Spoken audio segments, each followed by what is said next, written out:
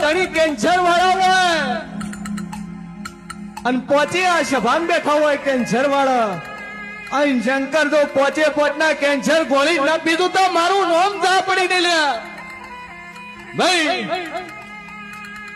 ગળાનું cancer હોય ગોતડાનું cancer અને એવા પોચ જ માણસો આ સભામાં બેઠા છે. હું મોરાલની ઝાપડી ઊંકું છું. હા તું શું કરજો અને પોચનું મારું છઠ્ઠું ન થાય ભાઈ તો 1 2 3 4 અને 5 ભાઈ અને પોચે પોચ ગળાના હોય